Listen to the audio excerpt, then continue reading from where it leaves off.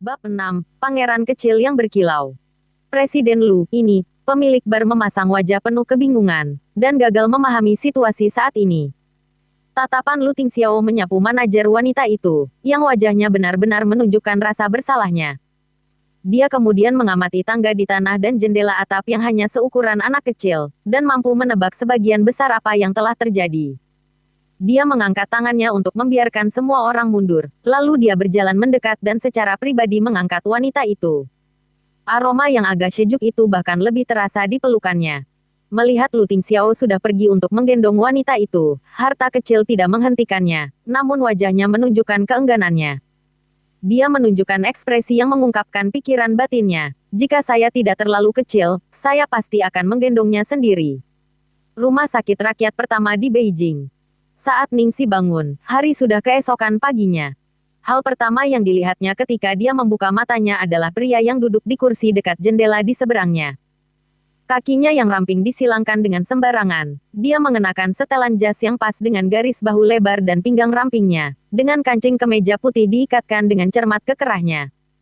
Meskipun dia jelas-jelas berada di bawah sinar matahari pagi, tubuhnya tampak terselubung dalam lapisan es kuno yang abadi, ekspresinya yang acuh tak acuh seperti seorang raja di kastil abad pertengahan.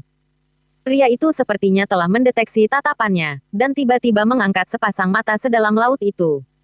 Tatapan dinginnya sepertinya menembus dirinya. Garis pandang itu terlalu agresif, seperti pisau bedah yang tajam, mengupasnya sedikit demi sedikit membuatnya merinding. Setelah mencoba mengabaikannya untuk beberapa saat, Ningxi tidak lagi peduli betapa tidak nyamannya tatapan orang asing ini yang membuatnya merasa. Dia bertanya dengan ekspresi cemas, "Maaf, Pak, bagaimana saya bisa sampai di sini? Apakah kamu melihat seorang anak kecil? Sekitar 4 atau 5 tahun, tidak terlalu suka bicara. Dia benar-benar putih dan lembut, dan terlihat sedikit bingung dan imut." Imut-imut. Pria itu sedikit mengangkat alisnya dari deskripsi Ningxi. Dia mengalihkan pandangannya ke kanan Ningxi, dan berbicara dengan suara sedingin orangnya, "Maksudmu harta karun kecil?" Ningxi dengan cepat mengikuti garis pandang pria patung es itu, hanya untuk melihat roti kecil berwarna putih yang lembut tertidur nyenyak di ranjang kecil di sebelahnya dengan infus terpasang di punggung tangannya. Ya, itu dia. Dia dipanggil harta kecil. Ningxi akhirnya menghela nafas lega, dan berbalik untuk menyentuh dahi roti kecil itu. Setidaknya demamnya sudah turun. Dia mulai sedikit menyesal setelah membiarkan anak itu keluar sebelumnya. Bagaimanapun, anak itu masih sangat kecil, dan dia bahkan demam. Bagaimana jika sesuatu terjadi padanya setelah dia pergi sendirian ke tempat yang berantakan seperti bar? Ningxi memandang ke arah manusia patung es, yang memiliki atmosfer hebat di sekelilingnya. "Kamu adalah anak ini." Setelah mengucapkan kata-kata itu, Ningxi menyadari bahwa dia baru saja membuang-buang napas. Pria ini dan roti kecilnya sangat mirip, seolah-olah keduanya diukir dari cetakan yang sama.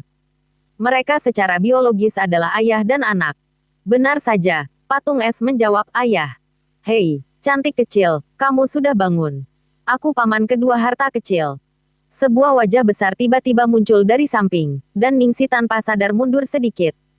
Setelah melihat dengan jelas wajah pria itu, dia menjadi linglung. Lu Jingli, putra kedua perusahaan Lu, pemilik Golden Age Entertainment, lebih banyak muncul di surat kabar dan majalah dibandingkan kebanyakan artis karena penampilannya yang menarik perhatian dan kepribadiannya yang asmara. Dia benar-benar tidak mungkin membuat kesalahan dalam mengenali wajah ini. Patung es adalah ayah harta kecil, Lu Jingli adalah paman kedua harta kecil. Kalau gitu, bukankah patung es adalah kakak laki-laki Lu Jingli, Lu Tingxiao?